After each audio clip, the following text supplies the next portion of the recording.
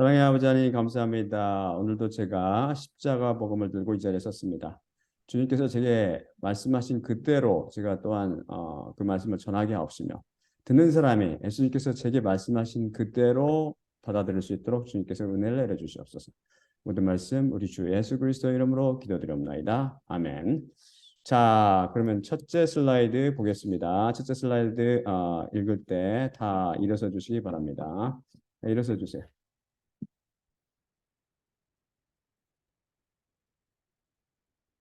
일어서 주세요. 빌립보서 2장 5에서 11절. 너희 안에 이런 마음가짐을 가지라. 그것은 또한 그리스도 예수 안에 있는 것이니 그분은 하나님의 형체 안에 계시나 하나님과 똑같은 것을 움켜잡을 것으로 여기지 아니하시고 오히려 노예의 형체를 받으시어 사람들과 같이 되셔서 사람의 모양으로 나타나사 자신을 헛된 것으로 만드셨으며 자신을 낮추시고 죽음에 이르기까지 순종하셨으니 곧 십자가의 죽음이라. 그러므로 또한 하나님께서 그분을 지극히 높이셔서 모든 이름보다 높은 이름을 거저 주시어 예수 이름에 하늘에 있는 것들과 땅에 있는 것들과 땅 아래에 있는 것들을 모든 무릎을 꿇게 하시고 모든 혀로 예수 그리스도께서 주임을 고백하여 하나님 아버지께 영광을 돌리게 하셨느니라. 아멘. 다 앉아주시기 바랍니다. 우리는 믿음이란 고집 부리거나 열심을 내는 것 혹은 움켜쥐는 것이 아니라 움켜쥔 손을 펴는 것, 곧 포기하는 것이요 버리는 것이며 따라서 온전히 하나님께 맡기는 것 또한 순종하는 것이라고 배웠습니다. 이런 의미에서 예수님께서는 믿음의 좋은 본보기가 되시죠. 본문 말씀을 통해서 읽었듯이 여러분은 우리의 주님이신 예수님을 모방하여 참된 믿음을 선물 받게 되기를 기도드립니다. 자, 그러면 다음 슬라이드 볼까요? 모방자란 그대로 따라하는 자를 말합니다. 고린도전서 11장 1절. 바로 내 자신이 그리스도 모방자인 것처럼 너희는 나의 모방자들이 되라. 에베소서 5장 1절. 그러므로 사랑스러운 자녀들처럼 하나님의 모방자들이 되라. 여기서 제가 모방자라고 번역한 헬라어는 비메테스인데요. 원어적 의미는 남들이 하는 것을 그대로 따라하는 자, 즉 모방자라는 뜻을 갖습니다. 바울은 그리스도께서 행하신 것을 그대로 따라했습니다. 그리스도의 모방자가 된 것이죠. 마찬가지로 저나 여러분도 그리스도께서 하셨으며 바울이 따라했던 것을 그대로 모방해야 합니다. 모방하라고 했다고 그냥 흉내만 내라는 뜻이 아닙니다. 이 모방이란 모방의 결과로 열매를 맺는 모방을 말합니다. 겉으로만 그런 채 흉내내는 것을 그렇게 흉내내는 것은 열매를 가져오지 못하죠. 열매 맺지 못하고 겉모양만 따라하는 것을 뭐라고 해요? 우리말로 원만한 채 한다라고 그러잖아. 남을 사랑하는 채 한다, 착한 일 하는 채 한다, 거룩한 채 한다 이렇게. 원만한 채 하는 사람을 우리는 위선자라고 부르죠. 헬라어로는 히포크리테스라고 한다고 그랬죠. 이 의미는 뭐라고 그랬어요? 원어적 의미는 play actor, 연극 배우라는 뜻입니다. 제가 말씀드리는 모방은 이런 연극 배우가 하는 그런 겉모양만 흉내내는 것을 말하지 않습니다. 다음 슬라이드 볼까요? 히브리서 13장 7절입니다. 히브리서 13장 7절. 너희를 인도하는 자들을 기억하라. 그들은 너희에게 하나님의 말씀을 말했는데 그들의 행위의 결과를 주의 깊게 살펴보며 그 믿음을 모방하라. 그렇죠? 행위의 결과를 주의 깊게 살펴보라는 것입니다. 그래서 참 믿음은 항상 열매를 맺기 때문에 엄격한 심사 및 검증 과정을 거쳐서 열매를 확인하여 이것이 참 믿음인지를 분별하라고 성경은 말씀합니다. 그리고 그게 참 믿음으로 검증되었으면 그 믿음을 모방하라는 것입니다. 그런데 여러분이 예수님이나 바울의 믿음을 모방하라고 했다고 모방하려 하면 그게 쉽게 되던가요? 앞에서 살펴본 모방자들이 되라 또는 모방하라는 말은 헬라어로 현재 명령형으로 되어 있습니다. 헬라에서 현재 명령은 무슨 뜻이 있다고 그랬죠? 지속적이거나 반복적인 동작이나 상태를 명령할 때 씁니다. 제 설교를 통해서 여러 번 제가 설명해 드렸죠. 여러분은 예수님을 모방하여 즉 그분을 본받아 지속적이며 반복적으로 자기 자신을 부인하고 온전히 하나님께 맡겨집니까? 여러분이 이렇게 하고 싶어도 쉽게 안 되지요. 그 이유 중 가장 중요한 세 가지를 살펴봅시다. 첫째는 지식이 없습니다. 여러분 지식이 없습니다. 다음 슬라이드 볼까요? 호세아 4장 6절입니다. 호세아 4장 6절입니다. 내 백성이 그 지식이 없음으로 인해 멸망하는도다.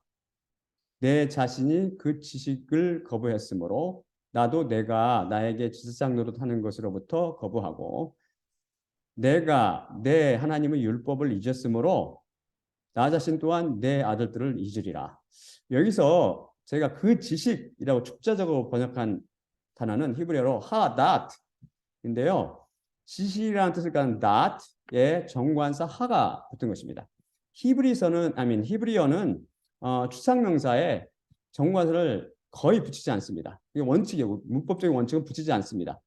그래서 이럴 때 추상명사는 뭘 뜻하냐면 포괄적이고 집합적이며 일반적인 것을 나타내죠. 하지만 여기서처럼 정관사가 붙은 용법을 쓰기도 합니다. 우리가 전에도 배웠는데요. 이 정관사의 추상명사에 정관사를 붙이면 보다 특별하거나 뛰어난 품질을 나타냅니다.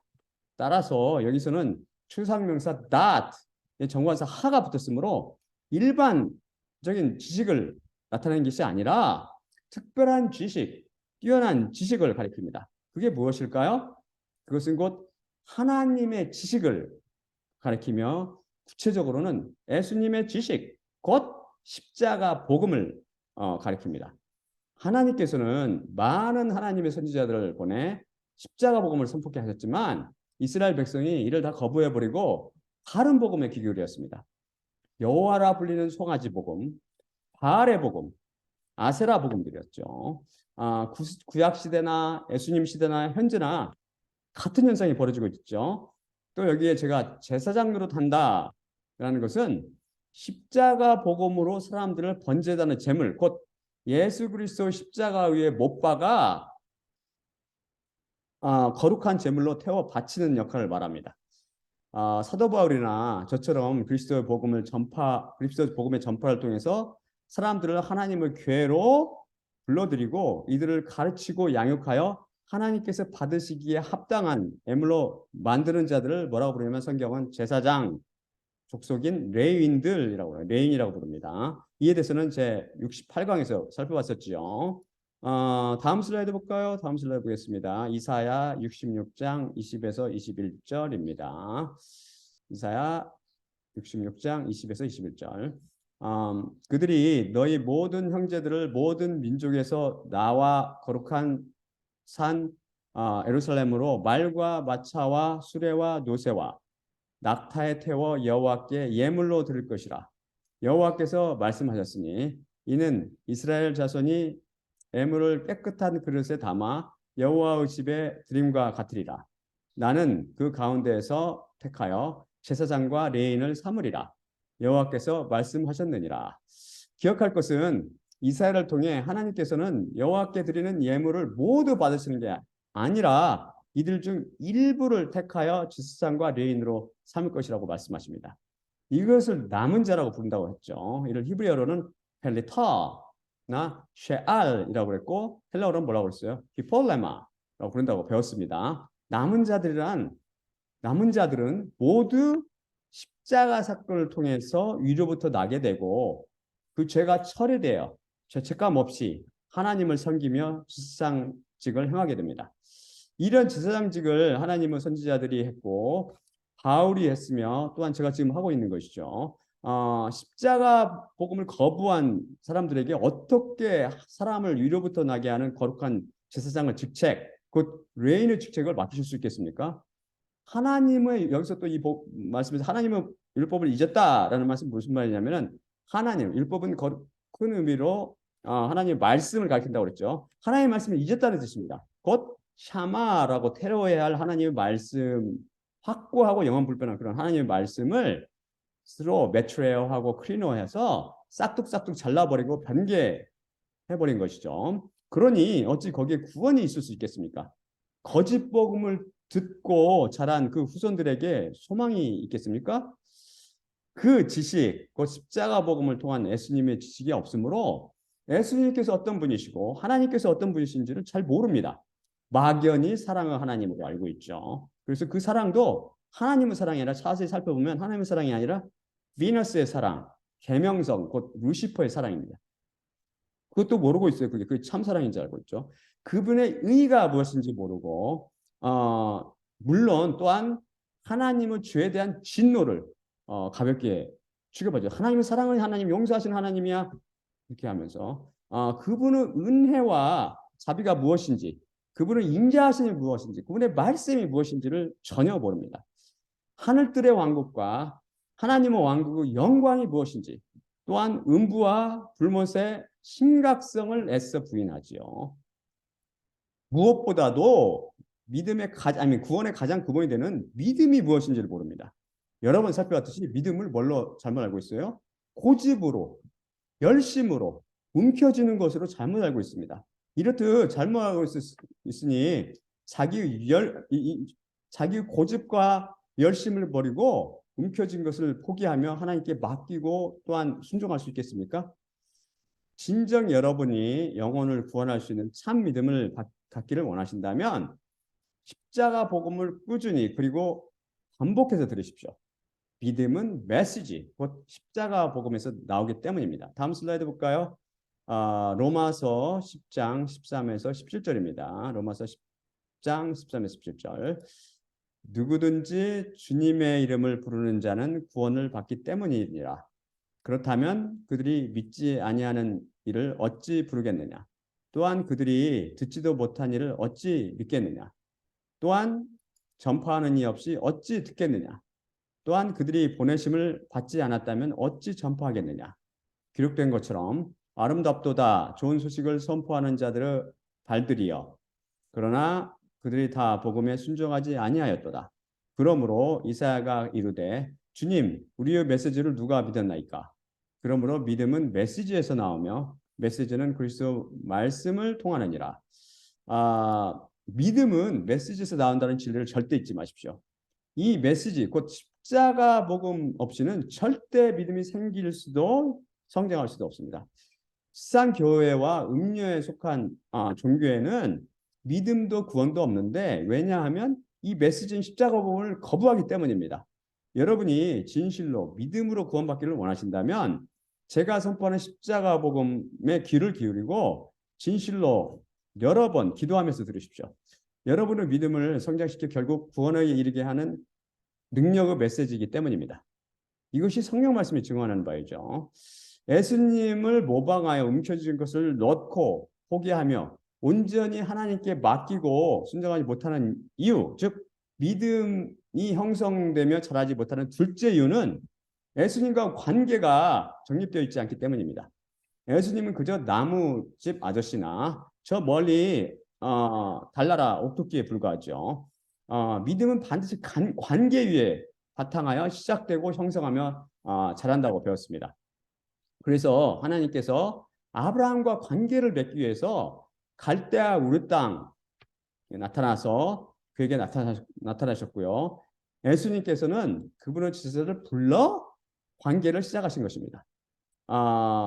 여러분이 예수님과 관계를 맺으려면 어떻게 해야 할까요? 그러면 구체적으로 다음 슬라이드 보여주세요. 마태복음 11장 28에서 30절입니다. 마태복음 11장 28에서 30절이요. 수고하고 짐진 모든 자들은 내게로 오라. 그리하면 내가 너희를 쉬게 하리라. 나는 겸손하고 마음에 가식이 없으니 나의 멍에를 너희 위에 메고 내게 배우라. 그리하면 너희 영혼이 쉼을 얻으리니 내 멍에는 쉽고 내 짐은 가볍기 때문이니라. 이 구절에 대해서 제26강에서 헬라 원문을 살펴보면서 배웠었죠. 꼭 다시 한번 들어보세요. 여기서 예수님께서 말씀하시는 수고하는 자들은 누구죠? 수고하는 자들은 바로 영생을 주지 못할 것을 얻으려고 발버둥 치는 자들이죠. 영원한 것이 아니라 잠깐 있다가 사라지는 것들을 위해 힘들게 일하는 사람들이죠. 그들이 죽자 사자 쫓아다니는 것은 무지개나 신기루 혹은 아침 이슬처럼 반짝하면 사라지는 것들이에요. 다들 헛된 것들 중에 헛된 것들, 곧 음녀에 속한 세상의 것들이죠. 육신의 정욕과 눈의 정욕과 삶의 자만심을 채우려고 수고합니다. 그럼 짐진자는 누구입니까? 바로 죄의 도를 살면서 죄의 짐을 지고 사는 사람들입니다. 이 짐은 죄의 짐을 의미하며 또한 율법의 짐을 포함합니다. 모든 사람들이 이 짐을 메고 살고 있습니다. 힘들게 메고 비틀거리며 살아가고 있죠. 애굽에서 채찍질을 받으며 무거운 돌멩이를 지고 하루하루 노예 생활을 하며 사는 이스라엘 사람들, 이 모습이 바로 이런 사람들의 모습이죠. 죄와 사망과 율법과 마귀 권세 아래서 매일 힘들게 종교 생활을 하며 사는 사람들입니다. 자, 그럼 예수님 앞으로 나오려면 어떻게 해야죠? 헛되이 성전 땅만 밟는 사람들이 많지 않습니까? 마태복음 15장 가나안 여인의 기사를 예로 들어서 우리가 공부했었죠. 이 여인은 자신을 개라고 부르시는 예수님의 말씀을 부정하지 않고 그대로 인정했습니다. 이것은 딸을 구하기 위해 일시적으로 자존심을 접고 거짓으로 말하는 가장이 아닙니다. 진실로 자신이 개라고 받아들이고 수긍하는 거죠. 나는 나인 나다. 그 주인공이신 예수님께서 너는 개야 라고 말씀하시면 개인 것이죠. 영원 불면한 진리의 말씀입니다. 주여 옳습니다. 그 말씀에 대해서 주여 옳습니다. 저는 개입니다. 바로 이 대답으로 인해서 딸이 귀신으로부터 노임을 받습니다.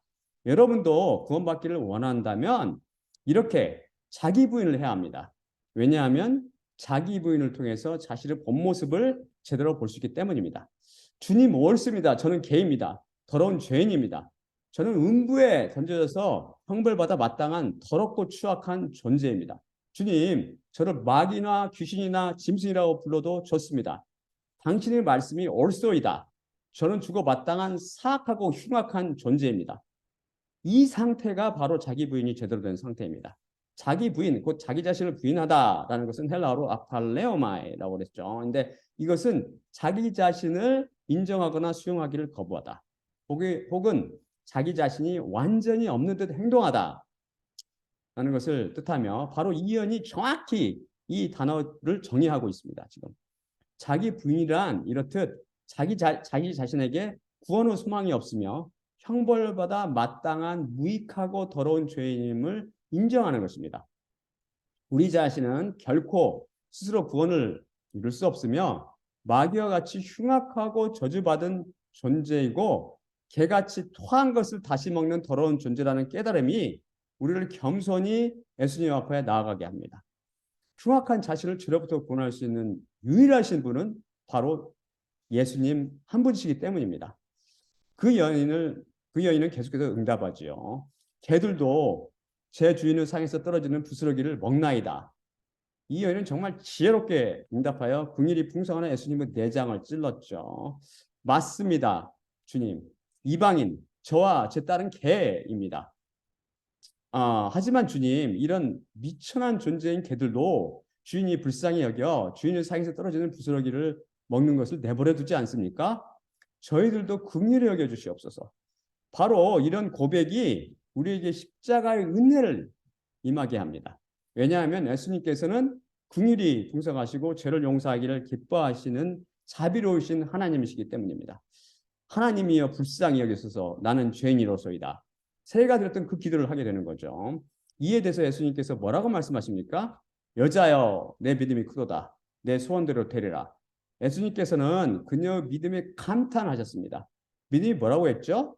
예수님을 신뢰하고 그분께 맡기는 것입니다. 이 여인이 예수님께서 당연히 자기 딸을 괴롭히는 귀신을 쫓아내실 줄을 확신하고 그 문제를 예수님께 맡겼습니다. 여러분께서 예수님께 여러분 자신을 맡기시기 바랍니다.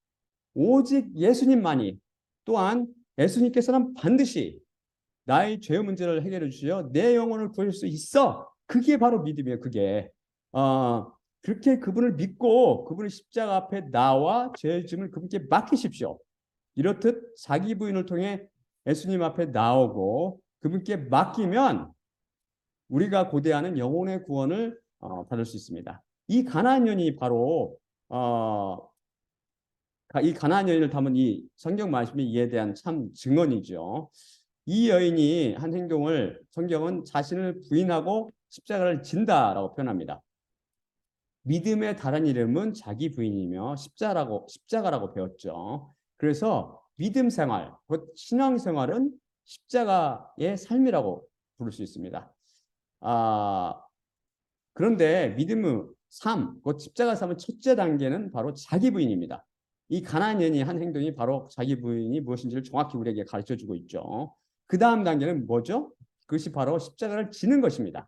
십자가를 지라고 예수님께서 명령하셨을 때 그 쓰신 그 동사가 지금 멍에를 메라고 말씀하신 그 동사와 똑같은 단어예요.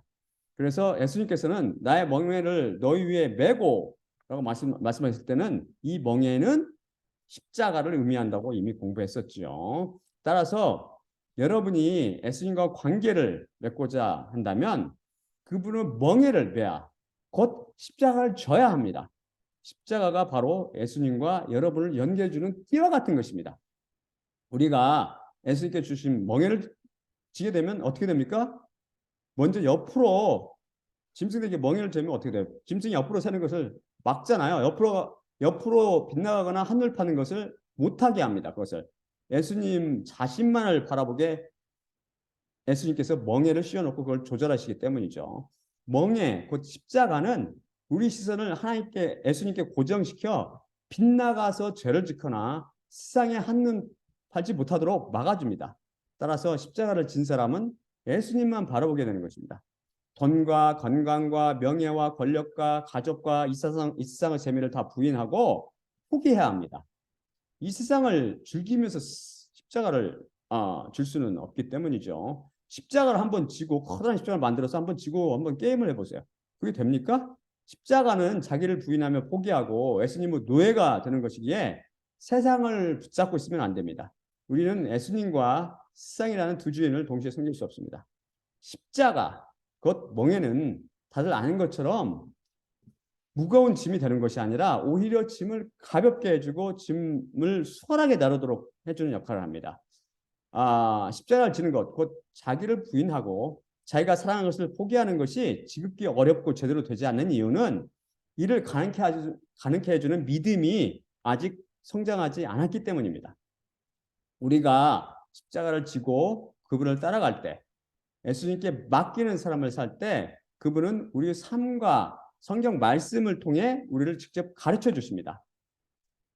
그분의 선하심과 인자하심, 거룩하심과 의로우심, 그분의 놀라운 지혜와 사랑, 그분을 기뻐하시는 것과 싫어하시는 것, 그런 것들을 가르치시며 우리가 그분을 향해 자라가도록 우리를 성장시켜 가시는 거죠. 우리가 만왕의 왕이신 하나님으로부터 직접 가르침을 받을 수 있는 이유는 이 세상 사람들한테 그 전혀 기대할 수 없죠. 세상 왕이 이 평민을 가르치겠어요? 만왕의 왕께서 우리를 가르치시는 이유는 바로 그분이 진실로 겸손하고 마음에 가식이 없으시기 때문입니다. 하늘의 왕께서는 스스로를 낮추신 상태로 찾아오셔서 우리의 옆에서 혹은 십자가 사건을 통해서 우리 안에서 그분께서 약속하신 대로 우리를 매일 가르치시고 인도하시는 것입니다. 그분이 지극히 겸손하시고 마음에 가식이 없으시기 때문이죠. 영광의 하나님께서 우리와 함께 매일 동행하시며 좋은 것 가르치기를 기뻐하시는 것입니다. 그럼 왜 멍에 곧 십자가가 우리의 신앙생활을 가볍게 해줄까요? 그것은 믿음이라는 띠로 예수님과 메어져 있기 때문입니다. 믿음의 다른 이름이 바로 십자가라고 그랬죠. 믿음의 다른 십자가가 예수님과 우리를 매는 띠가 되어지며 십자가의 주인이신 그분께서 바로 십자가 곧 그 멍에를 가볍게 해주시기 때문입니다.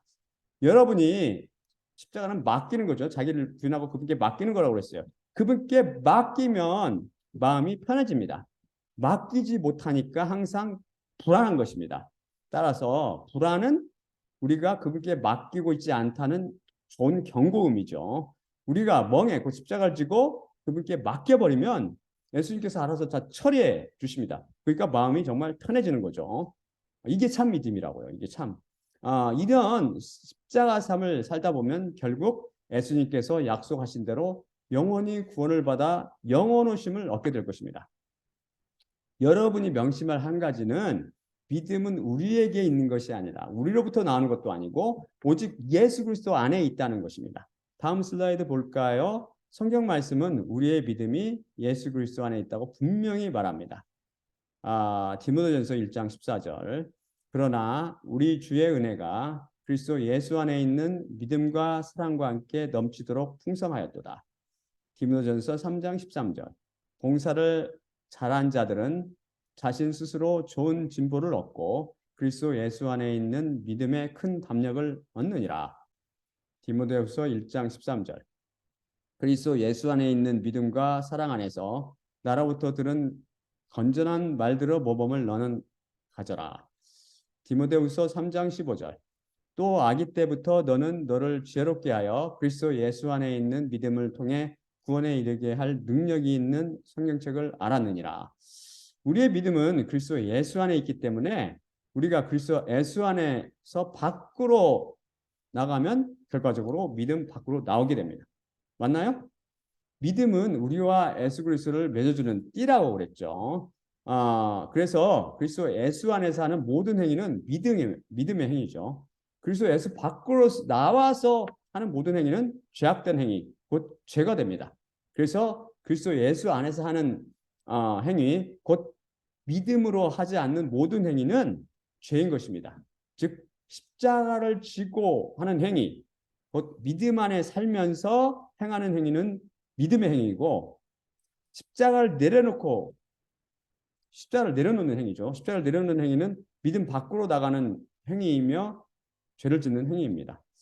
죄를 짓지 않으려면 믿음의 근원이신 예수 그리스도 안에 머물러 있어야 합니다. 즉 십자가를 지고 십자가 안에 머물러 있어야 합니다. 예수 그리스도는 믿음의 근원일 뿐만 아니라 또한 뭐예요? 생명이요 빛이고 사랑이며 용서이고 평안과 기쁨과 거기고 의가 되시죠. 이 예수 그리스도부터 분리되는 것은 바로 예수 그리스도부터 나온다는 것 자체가 생명으로부터 분리요 빛으로부터 분리며 사랑과 용서와 평안과 기쁨과 거룩과 의로부터 분리입니다. 그래서 그 자체가 사망이요 어둠이며 미움이고 심판이고 불안이고 고통이며 더러움이고 죄입니다. 결국 십자가의 삶은 믿음 안에 행하는 것이며 우리의 의가 되신 그리스도 안에서 행하는 것이기 때문에 율법을 지키는 것이 되는 것이고 십자가를 지지 않는 삶은 믿음 없이 하는 행위이기 때문에 의가 되신 예수 그리스도 밖으로 나가는 것이고 결국 율법을 깨는 것이 되며 죄가 되는 것이죠. 따라서 자기를 부인하며 자기가 사랑하는 것을 포기하고 십자가를 지는 것은 예수님의 노예임을 인정하며 그분만을 위해 사는 믿음의 행위고 세상의 것을 즐기며 거기에 미련을 갖는 것은 십자가를 내려놓는 행위고 죄악된 행위이며 세상을 주인으로 모시는 행위입니다. 또한 우리 자신을 위해 사는 것이나 우리 자신을 즐기며 사는 것은 십자가를 지는 행위, 즉 믿음으로 말미암아하는 행위가 아니기에 죄가 됩니다. 누가 믿음으로 포르노를 보며 도적질하고 간음하며 사기치고 컴퓨터 게임이나 도박을 즐기고 로또 복권을 사나요? 따라서 여러분이 믿음을 통해 구원받고자 한다면 당장 예수님을 십자가를 지고 그분과 관계를 맺으십시오.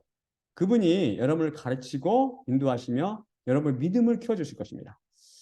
여러분이 예수님을 모방하여 움켜쥐는 것을 놓고 포기하여 온전히 하나님께 맡기고 순종하고 싶은데도 그런 믿음을 갖지 못하는 셋째 이유는 훈육 과정에는 시간이 걸리는데 이 시간이 아직 차지 않았기 때문입니다. 믿음의 형성과 성장은 시간이 걸립니다. 훈육은 긴 시간을 소요하는 과정이죠. 하나님께서는 아브라함이 메소포타미아 지방 갈대아 우르에 있을 때 처음으로 나타나셔서 고향 땅을 떠나 가나안 땅으로 가라고 명령하십니다. 이제 관계를 시작하시는 거죠.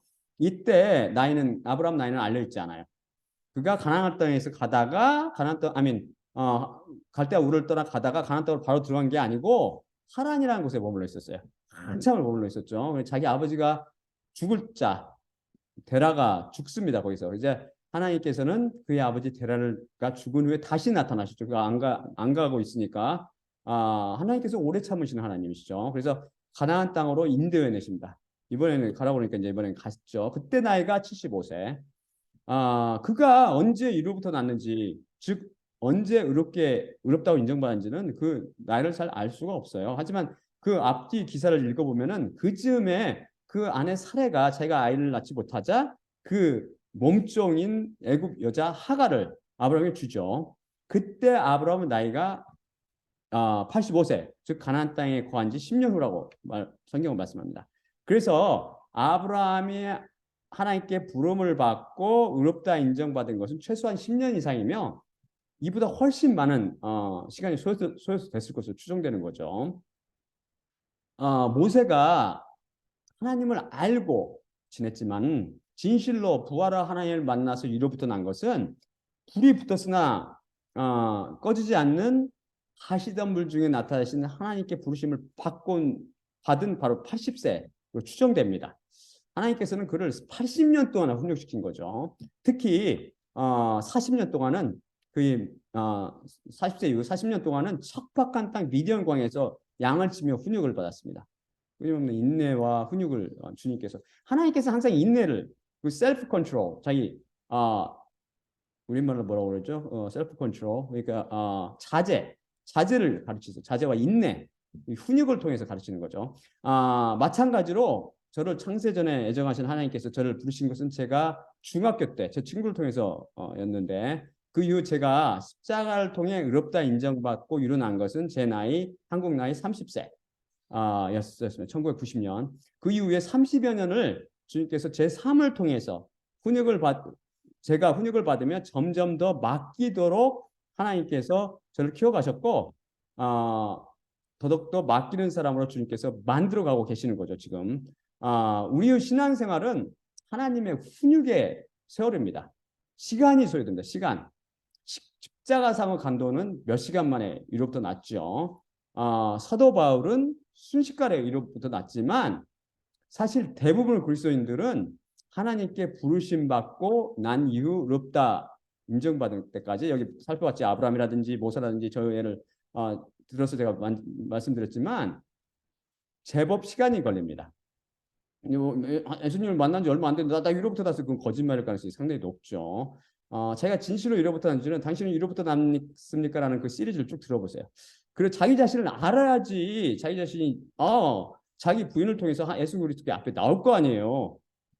그래서 여러분은 믿음의 성장에 시간이 소요된다는 그 진리를 알고 인내하셔야 돼요. 인내. 따라서 제가 개신교 순간 구원론을 거짓 신학 이론이라고 비판하는 것이죠. 종교인들이 신학자들이 철학자들이죠. 그 사람들은 철학자들이 자신을 구원받은 자 명단에 강제로 끼워 넣으려고 성경을 왜곡해서 해석한 것이죠. 이렇듯 날조된 거짓 이론이 얼마나 많은 사람들을 음부로 지금 빠뜨리고 있는지 여러분 혹시 아세요? 그런 거짓을 가르친 사람의 죄는 과연 용서될 수 있을까요? 글쎄요. 이에 대해서 살펴볼 시간이 있을 것입니다. 따라서 여러분이 아브라함처럼 믿음을 통해 의롭다 인정을 받아 위로부터 나고 그분께 맡기는 삶을 살려면 첫째 살펴본 것 같이 십자가 복음을 통해서 예수님을 잘 알아야 하며 둘째 자신을 부인한 후 십자가를 지고 예수님과 관계를 맺어야 합니다.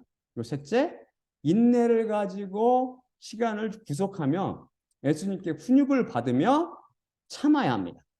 여러분 인내를 가지고 십자가를 지고 예수님을 노예로 살아 결국 영광의 부활에 같이 참여하게 되기를 기도드리겠습니다. 자, 그러면 마지막으로 고린도전서 11장 23에서 26절을 읽고 마치겠습니다. 내가 너희에게 전한 것은 주님께 받은 것이니 곧 주 예수님께서 잡히시던 밤에 떡을 취하시고 감사하시는 때에 이르시되 이것은 너희를 위하는 내 몸이니 이것을 행하여 나를 기억하라 하시니라. 19회 또한 그와 같이 잔을 취하시고 이르시되 이 잔은 내 피로 세운 새 언약이니 이것을 행하여 마실 때마다 나를 기억하라 하시니라. 그러므로 너희가 이 떡을 먹으며 이 잔을 마실 때마다 주님의 죽으심을 그분이 오실 때까지 전파할지니라. 예수님의 몸과 피로 상징되는 떡을 떼며 잔을 마실 때마다 십자가를 통해서 우리에게 복음을 주시어 예수님께서 어떤 분인지를 가르쳐 주시고 그분께 맡기도록 이끌어 가시는 예수님만 바라봅시다. 또한 나의 십자가를 지고 내가 다시 올 때까지 이를 전파라고 말씀하신 예수님과 그분의 죽으심을 기억하고 전하며 십자가를 통해 예수님의 멍에를 매무로 그분과 관계를 맺고 그분의 훈육을 인내로 받으며 시간을 구속하여 예수님께 온전히 맡기는 믿음을 통해 이로부터 나게 되기를 기도드립니다. 자, 그러면 제가 기도하고 마치겠습니다.